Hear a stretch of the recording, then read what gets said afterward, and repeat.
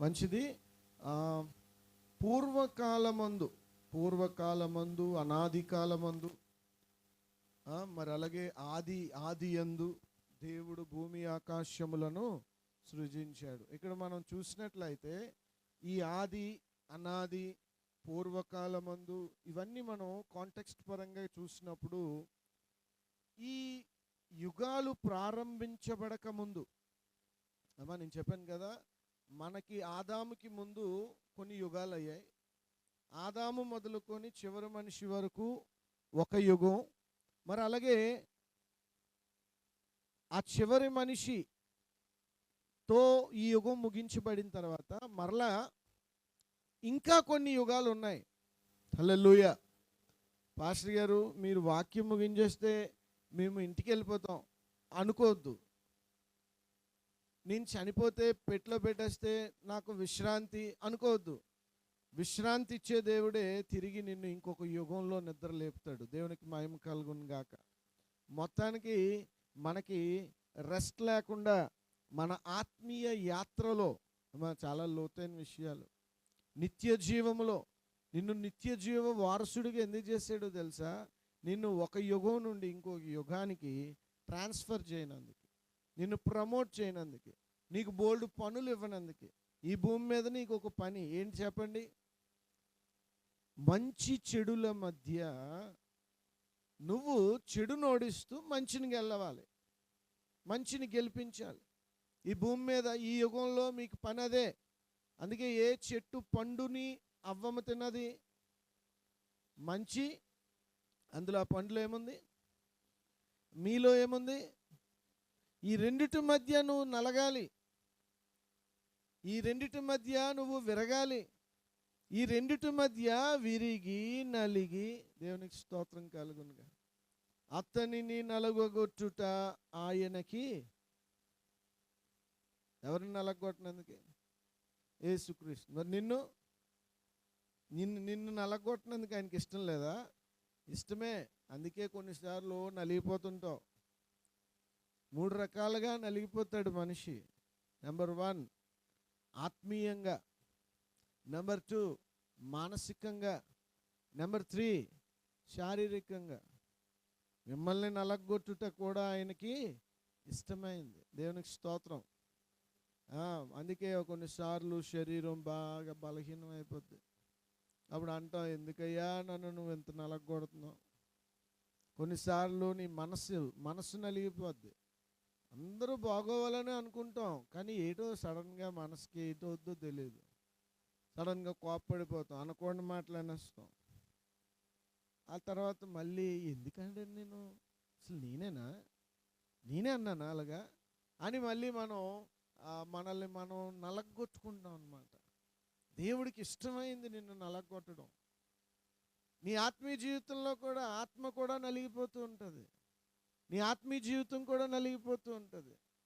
కనుక దేవుడు నిన్ను ఈ యుగంలో నలగొట్టాలని నిన్ను ఈ యుగంలోకి పంపించాడు. స్తోత్రం చెప్పండి.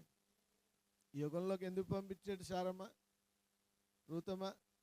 నలగొట్టినందుకు. దేని మధ్య చెప్పండి అందరూ? మంచి చెడుల మధ్య ఏం చేయనందుకు? నలగొట్టినందుకు. విజయవాడకి ఎందుకు అలాగయింది? విజయవాడ ప్రజలను నలగొట్టుట ఆయనకి ఇష్టం. ఆయనకి ఇష్టమైంది. ఎందుకు? బుద్ధి చెప్పినందుకు. బిల్డింగుల మీద బిల్డింగులు కట్టేస్తారు, కార్ల మీద కార్లు కొనేస్తారు, లక్షల కోట్లు. ఈరోజు 1,00,000కి విలువ లేదు, ఈరోజు 100కి విలువ లేదు. 1000 పట్టుకొని వెళ్తే తప్ప ఏం రావట్లేదు ఈ రోజుల్లో. ఇలాంటి ఈ లోకంలో డబ్బుని నెత్తి మీద పెట్టుకొని బంగారాలు కొనేస్తారు. ఏమైంది ఇప్పుడు ఆ బంగారం? బీరువా నిండా పట్టు చీరలు ఏమైపోయాయి? పాములు వెళ్ళిపోతున్నాయంట, పెద్ద పెద్ద పాములు. ఎందుకయింది దేవుడికి అంత ఇష్టం? ఆ జలాలను ఆపొచ్చు కదా. అప్పుడు దాకా అడ్డుకట్టేసిన దేవుడే ఎందుకో అడ్డుకట్టని తీసేసాడు. మనిషి ఏంటో మనిషికి తెలియజేయనందుకు. హల్లెలూయా చెప్పండి. కులం, జాతి, మతం అనుకున్న వాళ్ళు ఈరోజు ఎవరంత పుల్లారు పొట్లం ఇస్తారా అని ఎదురు చూస్తున్నారు. నీళ్ళు లేవు.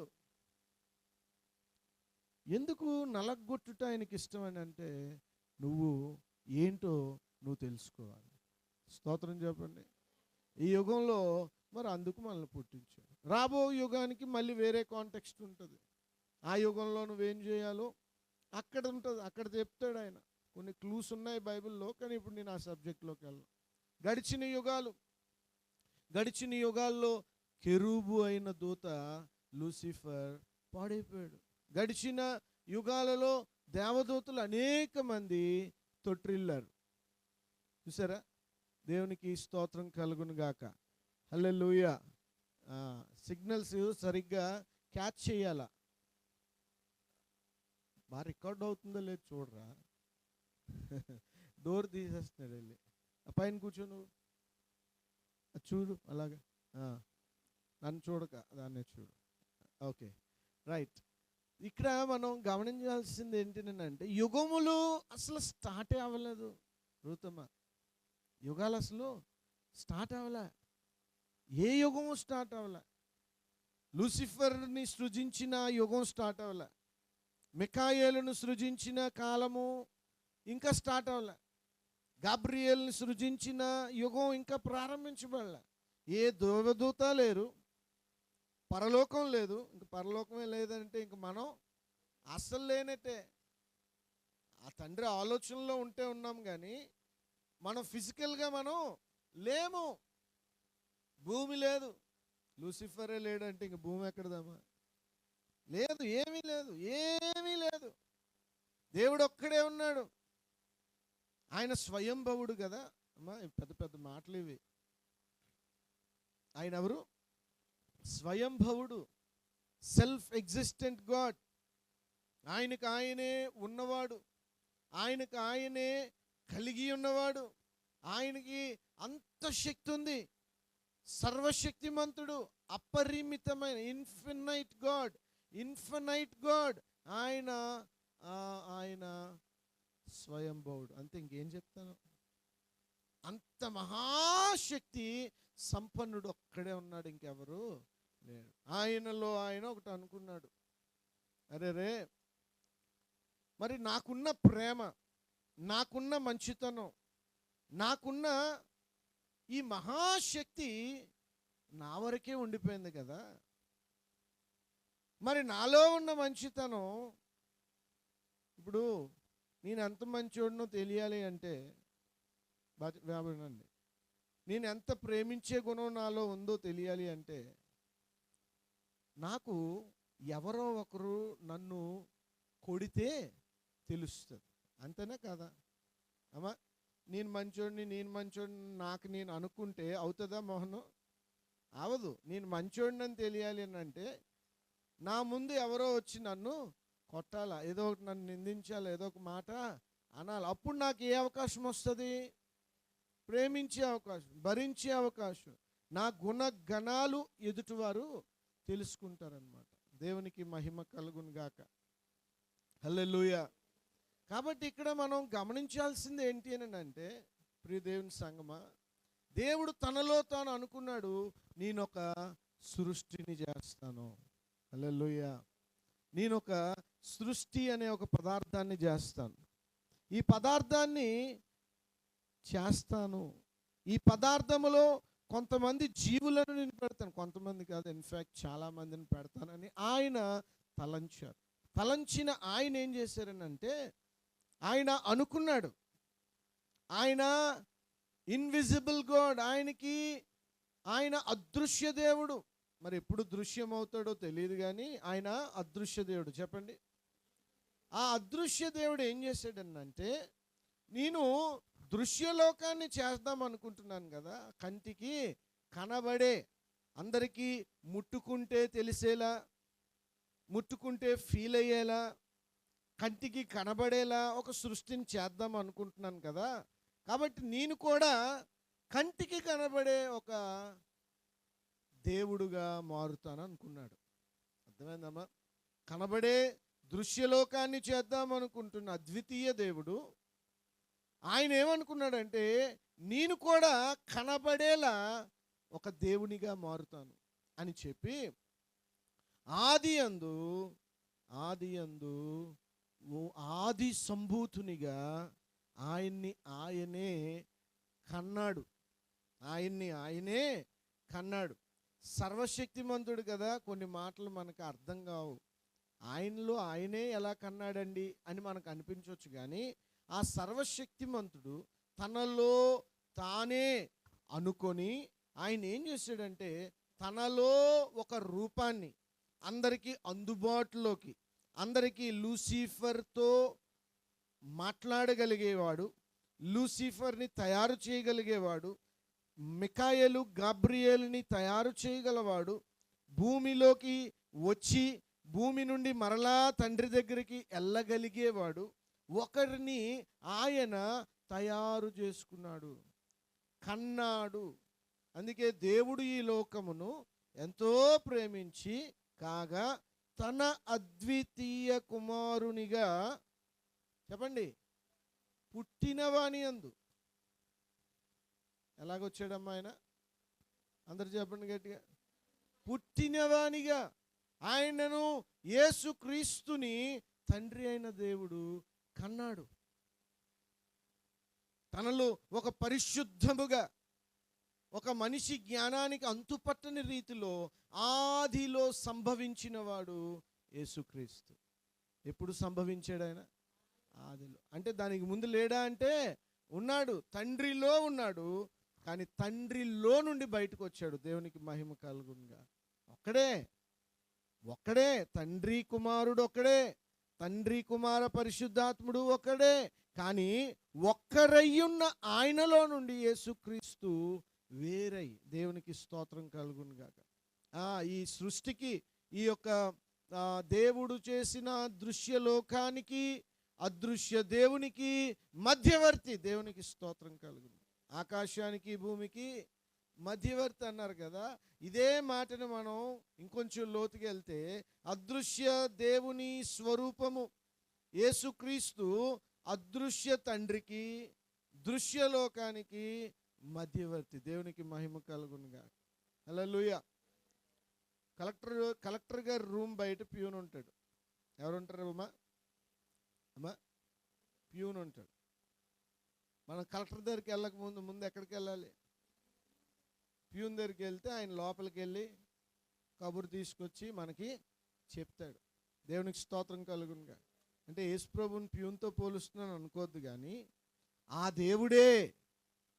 దేవుడే ఒక యేసుక్రీస్తు ప్రభువారిని మరి ఆయన కనిన తర్వాత, ఆయన సృష్టింపబడినవాడు కాదు, బాగా వినాలి, ఆయనను తండ్రి కన్నాడు. దేవునికి మహిమ కలుగునుగాక.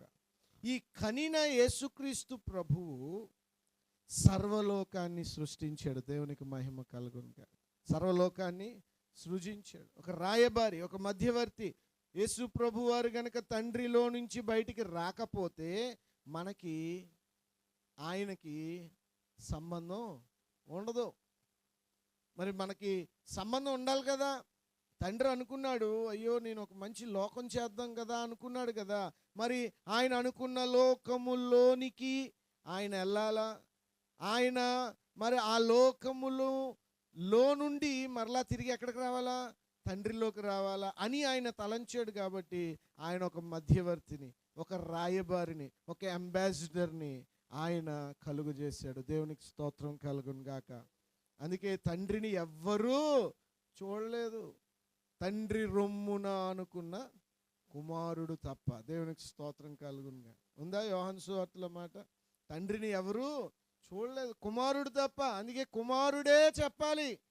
ఎవరి కోసం? అర్థమైంది. అందుకే ఒక మాట ఉంటుంది, కుమారుడు ఎవరికి తండ్రిని వివరిస్తాడో వారికే తండ్రి అర్థమవుదు. కుమారుడు ఎవరికి తండ్రిని వివరించడో వాళ్ళకి తండ్రి అర్థం కాడు. దేవునికి స్తోత్రం కలుగునుగా. క్రైస్తవ్యం అంటే నొప్పులు తగ్గడం, నూనె రాసుకోవడం ఇది కాదండి. క్రైస్తవ్యం అంటే తండ్రిని తెలుసుకోవడం, కుమారుడిని తెలుసుకోవడం, పరిశుద్ధాత్మను తెలుసుకోవడం, దేవదూతలు, పరలోకము, యుగములు, రాబోవు యుగములు. ఏంటివి? ఇవి తెలుసుకోవడమే దైవ భక్తి. దేవునికి మహిమ కలుగునుగా. ఎందుకు ఈ చర్చు, ఎందుకు ఇన్ఫ్రాస్ట్రక్చర్ అంటే జీసస్. చెప్పండి, ఎవరు కావాలి మనకి? జీసస్. 2 బంగారాలు కావాలా?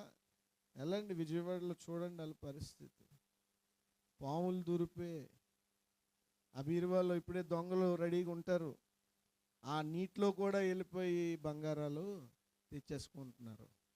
దోపిడీలు జరుగుతున్నాయి, భయంకరమైన పరిస్థితులు జరుగుతున్నాయి, చాలామంది తప్పిపోతూ ఉన్నారు. విజయవాడకి ఎప్పుడైనా ఇలాంటిది వస్తుంది అనుకున్నామా? లేదు. ఇలాంటి విపత్తులు వచ్చినప్పుడు మనిషి సెట్ అవుతాడు. దేవునికి స్తోత్రం కలుగునుగా. మనిషి తగ్గించబడతాడు. మనిషికి తన ఔకాద్ అంటారు హిందీలో, మనిషికి తన దీనస్థితి ఏంటో తెలుస్తుంది. దేవునికి మహిమ కలుగునుగాక. హుదుద్ టైంలో కూడా మనం అలాగే కదా అయిపోయాము. సో ఈ అనాది కాలములో చూడండి, అక్కడ యెహోవా నన్ను కలుగజేసెను. దేవునికి స్తోత్రం చెప్పండి. ఏం చేశాడంట? కలుగజేసాడంట. అనాది కాలము మొదలుకొని మొదటి నుండి భూమి ఉత్పత్తి అయిన కాలమునకు పూర్వము నేను. దేవుడు నియమించాడు ఎవరిని? జీసస్ని.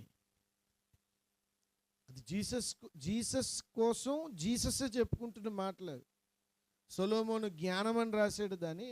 దీని మర్మం ఏంటంటే అది జ్ఞానము కాదు, కానీ జీసస్ అనే పర్సనాలిటీ, యేసుక్రీస్తు అనే ఒక వ్యక్తి, యేసుక్రీస్తు ఆ యొక్క సర్వలోకనాథుడైన జీసస్ క్రైస్ట్ అయిన. హల్లెలూయా. జీసస్ని తక్కువ అంచనా వేయొద్దు. ఆయన సజీవుడు, 7 దీపస్తంభముల మధ్య సంచరించు పునరుద్ధానుడైన యేసుక్రీస్తు. హల్లెలూయా. ఆది యందు ఏముందమ్మా రూతమ్మా? ఆది యందు ఏముంది? వాక్యం ఉంది. ఆ వాక్యం ఎవరి దగ్గర ఉంది? దేవుడి దగ్గర ఉంది, తండ్రి దగ్గర ఉంది. వాక్యం ఎవరు? యేసయ్య. తండ్రి దగ్గర ఉన్న యేసయ్య. ఆది యందు ఏముంది? వాక్యం ఉంది. వాక్యం ఎవరి దగ్గర ఉంది? తండ్రి దగ్గర ఉంది. తండ్రి దగ్గరున్న వాక్యమే దేవుడు. ఆది యందు వాక్యం ఉండెను, వాక్యము దేవుని యొద్ద ఉండెను, ఆ వాక్యమే దేవుడు. అరే అటేట్రా చూస్తుంది ఆకాశం. వాక్యమే దేవుడయ్యాడు. చూసారా మర్మం ఎంత బాగా ఓపెన్ అయిందో? అక్కడ వాక్యంగా ఉన్నాడు, ఇక్కడ ఎలా ఉన్నాడు? యేసుప్రభు జ్ఞానముగా ఉన్నాడు.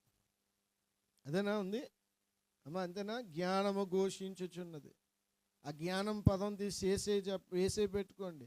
యేసయ్య ఘోషించుచున్నాడు, వివేచన తన స్వరము వినిపించుచున్నది. వినట్లేదు, యేసయ్య మాట వినట్లేదు.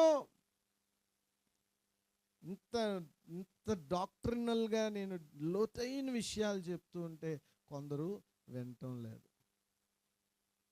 యేసయ్య మాట వినిన వాళ్ళు ఎంత వర్ధిల్లుతున్నారో, ఎంత బ్లెస్ అవుతున్నారో. యేసయ్య మాట వినలేని వాళ్ళు కూడా నాకు తెలుసు వాళ్ళ జీవితం ఎంత నలగొట్టబడుతుందో, ఎంత విరిగి నలుగు ఉన్నారో. అదే వాళ్ళకి ఇష్టమవుతుంది తప్ప జీసస్ మాటలు మాత్రం విన్నందుకు ఇష్టపడలేదు. అందుకే ఈ నా మాటలు విని వాటి మీద ఏం కట్టుకోమన్నాడు? ఇల్లు కట్టుకో. నీ ఇల్లు, నీ హృదయం అనే ఇల్లు, నీ హృదయం అనే తలుపు యొద్ద నిలబడి ఆయన ఏం చేస్తున్నాడు? తీయట్లేదు. లోపల టీవీ చూస్తున్నాం, లోపల ఫోన్ చూస్తున్నాం, లోపల ఇంకేవేవో చేస్తున్నాము, కానీ యేసయ్య మాటని వింటున్నాం. మీ పిల్లలు యేసయ్య మాట వినేటట్టు చేస్తున్నారా? మీ పిల్లల మటుకు పిల్లల్ని వదిలేస్తున్నారా? పిలిచి ఇంక రావట్లేదని మీరు నిరాశతో ఉన్నారా? మీరు యేసయ్య మాట వింటే ఆటోమేటిక్గా ఇన్ఫ్లుయెన్స్ మీ పిల్లల మీదకి వెళ్తుంది. ఎందుకంటే ఆయన ఆషామాషి మాట కాదు. ఆయన యేసుప్రభు వారు ఆషామాషి కుమారుడు కాదు. యేసుప్రభు ఆది యందు ప్రతిధ్వనించిన ఆది ప్రణవ నాదము, ఆది సంభూతుడు, ఆది యందు సంభవించినవాడు. దేవునికి స్తోత్రం కలుగును గాక. ఆయన అంటే ఏంటనుకున్నారు? ఆయన కోసం వాడబడ్డం ఎంత గొప్ప కార్యమో తెలుసా? ఆయన మాటను మొయ్యడం ఎంత గొప్ప పనో తెలుసా? ఆయన కోసం మరి మనం ఖర్చు అవ్వడం ఎంత గొప్ప భాగ్యమో తెలుసా? ఆయన కోసం ఒకడు మనల్ని కొట్టినా, ఆయన కోసం, ఆ యేసు కోసం మనల్ని ఒక మాట అన్నా సరే మనము దీవింపబడతాము. హల్లెలూయా. ఇంత మంచి మాటలు చెప్తున్నా కొందరికి నీరసం అయిపోతూ ఉన్నారు. యేసయ్యలో ఏముంది? జీవం ఉంది. చెప్పండి. యేసయ్య మాట వింటే ఎలా ఉండాలి తెలుసా? జీవముతో నిండిపోవాలి, యాక్టివ్గా ఉండాలి. మీలో ఆ స్పందన రావాలి. రావట్లేదంటే మీరు ఎక్కడో లీక్ అయిపోయారు. జాగ్రత్త పడండి. దేవునికి స్తోత్రం కలుగునుగా. మిమ్మల్ని మీరు ప్రోత్సహించుకోండి. ఆయనలో జీవం ఉండెను, అది లోకమునకు వెలుగిచ్చుచున్నది. ఆయనలో ఏముందమ్మా? జీవం ఉంది. ఆ జీవం అమ్మా, జీవం లేక హాస్పిటల్లో ఎంతమంది పడున్నారో చూడండి. రక్తం లేక ఎంతమంది ఆ బ్లడ్ బ్యాంకులు బయట నిలబడ్డారో చూడండి. యేసులో ఏముంది? జీవం. చెప్పాలి అందరూ. జీవం, లైఫ్. మరి ఆ యేసయ్య మాట వింటుంటే నీలోకి ఏం రావాలి? లైఫ్ రావాలా, జిడ్డుతనం పోవాలా. దేవునికి స్తోత్రం కలుగునుగా. జిడ్డుతనం పోవాలా, జీవం రావాలా. హల్లెలూయా. తర్వాత చూడండి, ఆయన నియమింపబడ్డాడు, ఆయనను యెహోవా తండ్రి కలుగజేశాడు. తర్వాత ప్రవాహ జలములు లేనప్పుడు, నీళ్లతో నిండిన ఊటలు లేనప్పుడు నేను పుట్టి తిని. స్తోత్రం చెప్పండి. అసలు ఏం లేదు, చెప్పాను కదా. యేసు ప్రభు పుట్టాడంట. ఎవరికి అంటే తండ్రికి. దేవునికి స్తోత్రం కలుగునుగా. ఒక మర్మం చెప్పనా? ఆదియందు యేసయ్య తండ్రికి పుట్టాడు, ఈ యుగంలో తల్లికి పుట్టాడు. చప్పట్లు కొట్టండి. అర్థం లేదా? ఆదియందు ఆయన తండ్రికి పుట్టాడు, తల్లి లేదు అప్పుడు. అదొక పరిశుద్ధమైన పుట్టుక. వానపాములు సెక్స్ లేకుండానే పిల్లలకి అంటాయి. తెలుసా? తెలుసా? వానపాము ఉందా? వానపాము దానికి సెక్స్ అక్కర్లే, పిల్లలకి అంటది. ఇలాంటి జీవులు కొన్ని ఉన్నాయి. దేవుడు వాటిని అలా ఎందుకు సృష్టించాడంటే ఇది చెప్పనందుకే. నేను పరిశుద్ధంగా నా అద్వితీయ కుమారుడిని కన్నాను, పుట్టి తిని. అసలు వాక్యమా, పద్దాక ఎదుటోని తిట్టనందుకు వాడుకుంటున్నారు వాక్యాన్ని చాలామంది. పద్దాక ఎదుటివాడిని బ్లాక్మెయిల్ చేయనందుకు వాడుకుంటున్నారు. కానీ వాక్యం ద్వారా మనం కన్స్ట్రక్ట్ అయ్యేటట్టుగా, మన ఆత్మీయ జీవితం నిత్యత్వంలో కట్టబడేటట్టు వాక్యాన్ని మనం వాడుకుంటే ఎంత బ్లెస్సింగో మనకి. స్తోత్రం కలుగును గాక. హల్లెలూయా. రెండు చేతులు ఎత్తి దేవుని స్తోత్రం చెప్పండి. ఇంకా గట్టిగా చెప్పుతామా? ఇంకా గట్టిగా. Very good. జీవం ఉంది కదా మనకి. బొమ్మలైతే చెవులుండియు వినవు, నోరుండియు, ముక్కుండియు, కళ్ళుండియు, చేతులుండియు. మనం బొమ్మలమా, జీవమున్న మనుషులమా? జీవం ఉందా? ఏది మీ ఫేస్లో చూపించండి ఆ జీవం. నవ్వండి. Very good. ఏది? అబ్బా, అరే నవ్వరా. Very good. ఇలాగ ఉండండి అమ్మా. ఇలాగ ఉంటే బాగోదా? దేవుడి సన్నిధిలో ఇలా ఉండకూడదమ్మా. ఎలా ఉండాలి దేవుని సన్నిధిలో? సీరియస్గా ఉండాలా. ఆయన సన్నిధిలో సంతోషం. ఎలాంటి సంతోషం అది? సంపూర్ణమైన సంతోషం. అమ్మా మళ్ళీ డల్ అయిపోయింది ఫేస్. అలా యాక్టివ్గా ఉందాం. దేవుడు ఎంత గాలిని ఇచ్చాడు, ఆయన హ్యాపీగా ఉన్నాడు. నీవు పీల్చుకోనందుకు ఎందుకు హ్యాపీగా ఉండవు? హ్యాపీగా ఉందాం. దేవునికి స్తోత్రం కలుగునుగా. ఏమండి, 3 నెలల నుంచి అత్తకోళ్ళు కొట్టుకోలేదంట. ఎన్ని నెలల నుంచి? 3 నెలల నుంచి. వాళ్ళు ఇద్దరు లోపల చాలా నలిగిపోతున్నారంట. నా కోడలు నేను ఏమనలేదు 3 నెలల నుంచి. ఆ కోడలు కూడా మా అత్తేటి 3 నెలల నుంచి నన్ను ఏమనట్లేదని ఇద్దరు డిసైడ్ అయ్యారంట. ఇద్దరు ఇంక మరి కలబడిపోయారు అంతే. మళ్ళీ ఇంకొక 3-4 నెలల వరకు హ్యాపీ. అంతే. అది గొడవ ఆడుకోవాలా. మనిషి ఎందుకే మంచి చెడు ఆడుకోమని నేను చెప్పట్లే. మనిషి స్వభావమే. చిన్నప్పటి నుంచి మనిషి స్వభావం చిన్నప్పటి నుంచి చెప్పండి. ఉమా ఎలాంటిది? చెడ్డది. చిన్నప్పటి నుంచి. ఏది చెక్కేది? చిన్నప్పటి నుంచి. ఈ చిన్నప్పటి నుంచి చెడ్డతనం పెరిగి పెరిగి పెరిగి పెద్దదవుతుంది అన్నమాట. బాగా పెద్దదయ్యేటాడు పెట్టిలో పెట్టేస్తారు. అర్థమైందా? సో భార్యాభర్తలు కూడా అంతే. భార్య ఒకరోజు డల్లా కూర్చుందంట. ఏం అలా కూర్చున్నావని భర్త అడిగితే, నాతో నువ్వు గొడవాడి ఎన్ని రోజులు అవుతుందో తెలుసా, నేను అడిగినవన్నీ ఇచ్చేస్తున్నావు, ఇప్పుడు నేను ఏ విషయంలో నీతో గొడవ పెట్టుకోవాలి? సరే అమ్మ నువ్వు బాధపడొద్దు, నేను గొడవ పెట్టుకుంటానులే అని చెప్పి గొడవ పెట్టుకున్నాడంట. అప్పుడు ఇద్దరు ఒక పావు గంట ఈగో సాటిస్ఫై అయిపోయిందంట ఆవిడకి. అమ్మయ్యా, ఆ భర్త అడిగాడంట, చాలా ఇంకా గొడవ ఆడుకుంది, లేదు చాలా అన్నదంట. అలాగుంటుంది భార్యాభర్తలు, అత్త కోళ్ళు అందరూ, తల్లిదండ్రులు, పిల్లలు అందరూ హ్యాపీగా బతకండ్రా అని దేవుడు ఈ భూమిని ఇస్తే మనం ఏం చేస్తామంటే దాన్ని చెడ్డదిగా మార్చేస్తాం. పాములను దగ్గర కూడా ఇల్లులు కట్టేస్తున్నాం, అడవుల్లోకి వెళ్ళిపోతున్నాం. మరి అవేం చేయాలి? మనుషులున్న దగ్గరికి అవి వస్తున్నాయి. సరిపోయింది కదా. దేవుడు అన్యాయస్తుడా? కాదు. కాబట్టి జీసస్ పుట్టాడండి. తండ్రికి పుట్టినవాడు యేసుక్రీస్తు. మరి అనాది కాలంలో ఈ యుగంలో తల్లికి పుట్టినవాడు యేసుక్రీస్తు. ఇక్కడ తండ్రి లేడు, అక్కడ తల్లి లేడు. చూసారా దేవుని మర్మాలు, దేవుని కార్యాలు ఎంత లోతైనవో. పరిశుద్ధమైన జన్మ. వానపామును కంటది వితౌట్ సెక్స్. తోటి అదే ఏమంటారు, పురుషుడు లేకుండానే వానపాము, అంటే వానపాము లేకుండానే వానపాము గర్భము ధరించి బిడ్డని కంటది. దేవునికి మహిమ కలుగును గాక. అందుకే కన్యక గర్భవతి అయి కుమారుడిని కనును. ఆ పుట్టిన కుమారుడిని విశ్వసించిన వాడు నిత్య జీవము పొందుతాడు. పుట్టినవాని యందు విశ్వాసం ఉంచాలి. ఎవరి మీదమ్మా? తల్లి మీద కాదు. అర్థమైందా? ఇది చాలా లోతైన విషయం, చాలా జాగ్రత్తగా మనం గమనించాలి. తర్వాత నన్ను కలుగజేసెను, అండర్లైన్ చేయండి. ఫస్ట్ 22వ వచనం.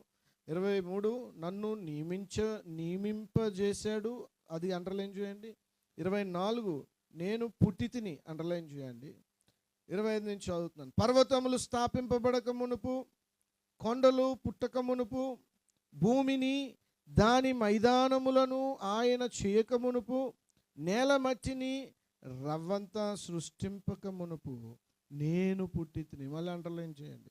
ఆయన ఆకాశ విశాలమును స్థిరపరిచినప్పుడు, మహాజలముల మీద మండలములను నియమించినప్పుడు నేనక్కడ ఉంటుంది. నేను పుట్టితిని, నేను కలుగజేయబడ్డాను, నేను నియమింపబడ్డాను, నేనక్కడ ఉన్నాను. దేవునికి స్తోత్రం.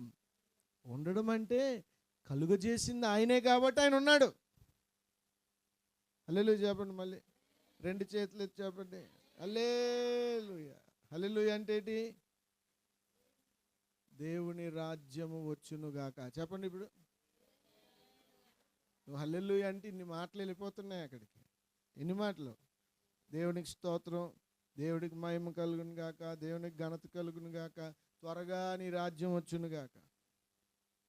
ఒక్క హల్లెలూయా ఇన్ని మీనింగ్లు ఉన్నాయి. చెప్పండి ఇప్పుడు హల్లెలూయా. ఇన్ని మాటలు వెళ్ళిపోతున్నాయి. చెప్పమన్నాడు కదా అని 4 మొక్కలు చెప్పడం కాదు, చెప్పినప్పుడు ఈ భావం మీలోకి రావాలా. తండ్రి నీ రాజ్యం వచ్చునుగా, అలా చెప్పాలా. అర్థమైందా? ఇందులో ఏముంది? జీవం. అదే మనం బొమ్మలమా? మనం కాదు కదా. చాలామంది ఇప్పుడు మీరు చూస్తున్నారు కదా, మనం బొమ్మలం కాదు కదా. మనలో ఏముందంటే జీవం ఉంది. చెప్పండి.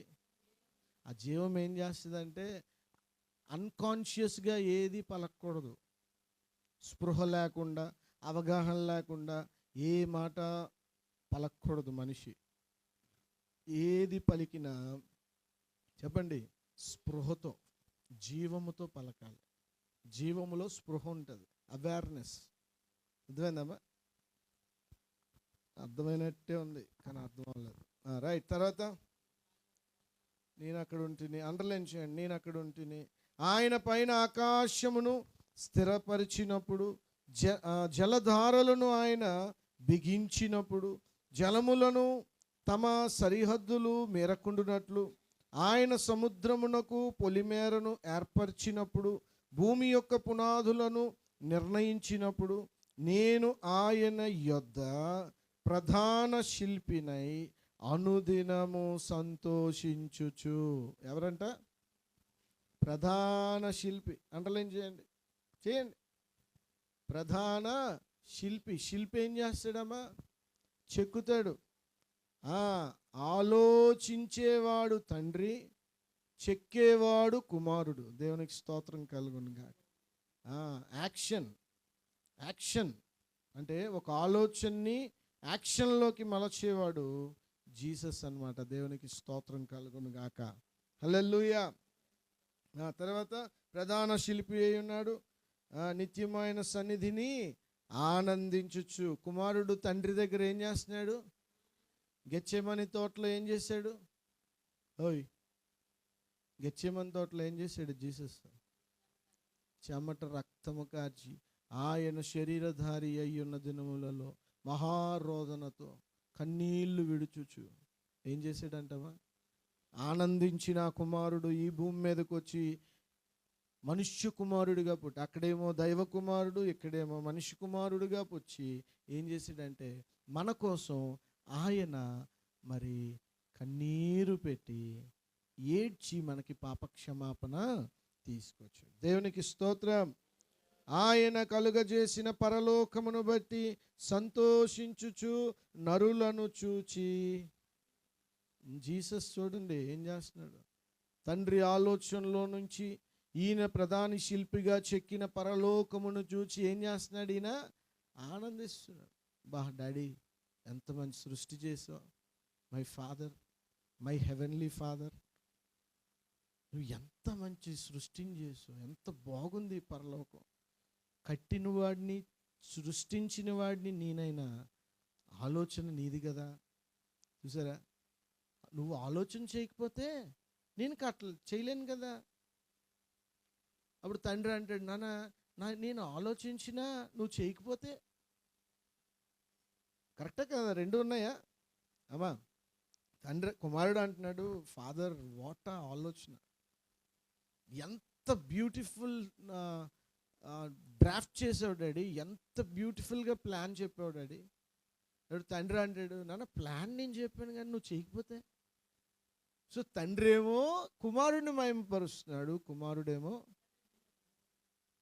Such a unity in trinity, త్రిత్వములో ఏకత్వం, ముగ్గురులో ఉన్న ఐక్యత. తండ్రి చెప్పిందే కుమారుడు చేస్తున్నాడు, కుమారుడు చెప్పిందే పరిశుద్ధాత్ముడు జ్ఞాపకం చేస్తున్నాడు, పరిశుద్ధాత్మ దేవుడు జ్ఞాపకం చేసిందే దేవదూతలు చేస్తున్నాయి, సంఘం చేస్తుంది.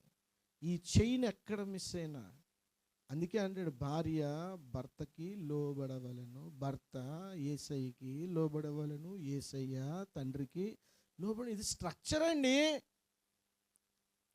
ఇంకొద్ది చదివేసుకున్నాం కదా, మేము ఎదిగేసాం కదా, మేము ఇండిపెండెంట్గా ఉంటామని ఏ స్త్రీ అనుకోకూడదు.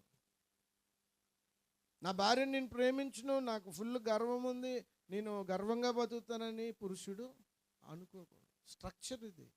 ఏ కుటుంబం ఇలా కట్టబడుతుంది, ఆ కుటుంబం దీవింపబడుతుంది. హల్లెలూయా. చూసారా ఎన్ని మంచి మాటలండి. నరులను చూచి నేను ఆనందించు. మనల్ని చూసి ఆయన ఆనందిస్తున్నాడు, మనల్ని చూసి మనం ఆనందించట్లేదు. ఎదుటోడు బాగుపడితే చూడలేం, ఎదుటోడైనా వస్తువు కొనుక్కుంటూ చూడలేం. అసూయ, ద్వేషం, కక్ష, క్రోధం, కాఠిన్యాలు. ఒక అమ్మాయిని చూడండి ఏం చేశారో కోల్కతాలో. ఆనందించాల తోటి మనిషిని చూసి, ఎంత బాగున్నాడు దేవుని సృష్టిగా మనిషి అని చెప్పి ఆ మనిషిని మనం ఎంకరేజింగ్గా వాళ్ళని బట్టి నాకు లేని దానికి ఉంది, దేవునికి స్తోత్రం, హల్లెలూయా అనుకోవాలి. కానీ మరి చూసారా అసూయ. ఇన్ని ఎందుకు చెప్పుకున్నాడు యేసు ప్రభు కోసం అని అంటే, ఒరే బాబు నా మాట మీరు వినట్లేదు కదా సారమ్మ, రూతమ్మ, వానమ్మ, నా మాట మీరు వినట్లేదు కదా, కానీ ఎవరి మాట మీరు వినట్లేదో మీకు తెలియాలి కదా. హల్లెలూయా చెప్పండి.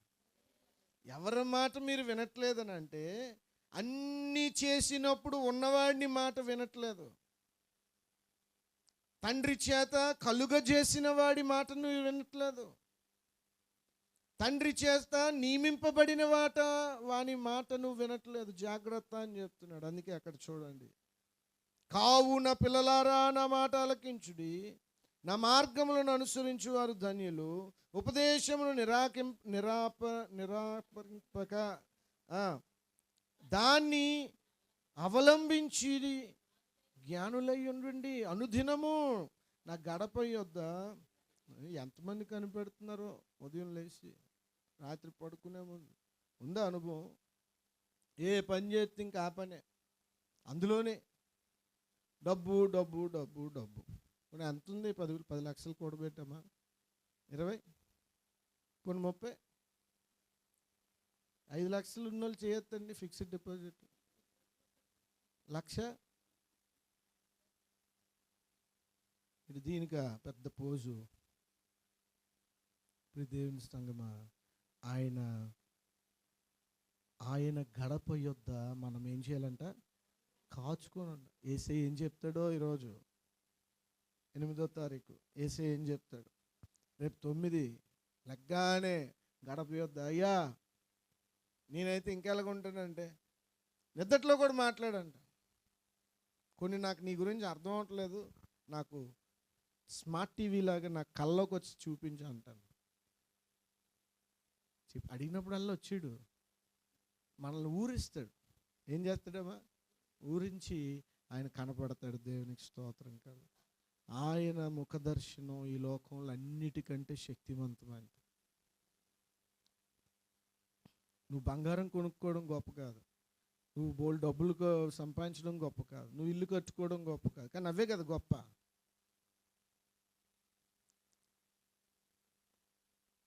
కానీ ఏంటి గొప్ప అంటే ఆయన ముఖ దర్శనం. హల్లెలూయా. నా గడప యొద్ద కనిపెట్టుకొని, నా ద్వారబంధముల యొద్ద కాచుకొని, నా ఉపదేశము వినువారు ధన్యులు. జీసస్ అండి. The very cause of your existence is Jesus. నీ ఉనికికి అసలైన కారణము యేసయ్య. దేవునికి స్తోత్రం కలుగునుగా. ఆ యేసయ్యనే మరిపిస్తాడు దుష్టుడైన అపవాది. ఆ యేసయ్యనే మీ బుర్రలో నుంచి తీసేస్తుంటాడు. జాగ్రత్త. నన్ను కనుగొనువాడు. అందరికీ జీవం కావాలా? డాక్టర్ దగ్గరికి వెళ్ళి జబ్బులు రాకుండా ఏదో ఒకటి చేయండి అంటున్నావు, కానీ వస్తుందా జీవము? ఎవరన్నా రక్తం కనిపెట్టారా? లేదు. డాక్టర్ల దగ్గరికి వెళ్తే డాక్టరు ఏం రాస్తాడో తెలుసా? ప్రిస్క్రిప్షన్ రాసినాడు RX అని రాస్తారు. ఎప్పుడైనా గమనించారా? RX అని ఉంటుంది ప్రతి ప్రిస్క్రిప్షన్ మీద. అంటే ఏదో తెలుసా? God heels. స్వస్థపరుచువాడు దేవుడు, నేను కాదు. ఎంతమంది డాక్టర్లు ఉన్నారండి? జబ్బులు అంతకంటే ఎక్కువ ఉన్నాయండి. హల్లెలూయా చెప్పండి, హల్లెలూయా చెప్పండి. మీ బీరువాలో ఎంత బంగారం ఉందో అంత దరిద్రం కూడా మనలో ఉంది. నన్ను కనుగొనువాడు జీవమును కనుగొనును. చెప్పండి. యేసయ్యను కనుగోవాలా?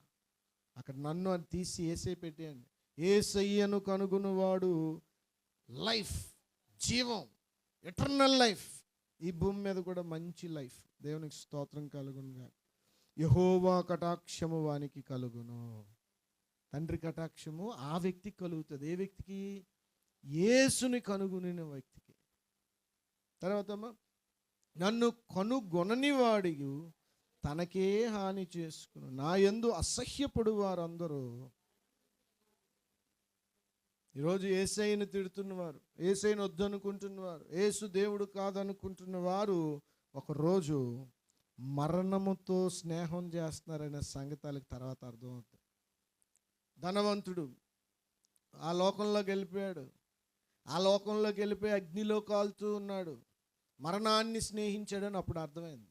భూమి మీద ఉన్నంత వరకు నా ప్రాణమా తినుము తాగుము సుఖించుము. యేసయ్యను మాత్రం తిని తాగడం సుఖించడం పాపం కాదు, యేసుని కనుగోకపోవడం పాపం.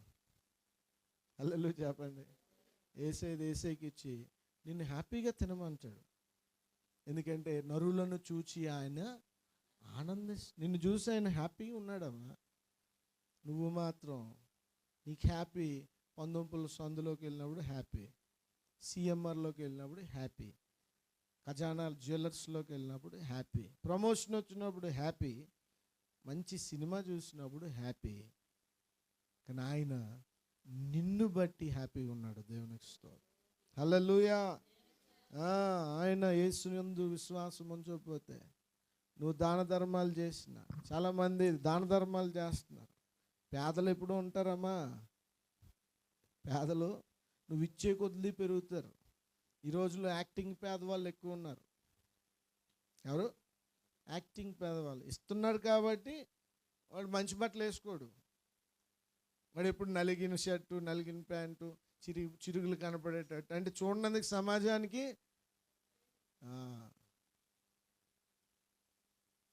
కోల్కత్తాలో ఒక అడుక్కున్నాడు. కొడుకుని అమెరికా పంపించి చదివించుకున్నాడు.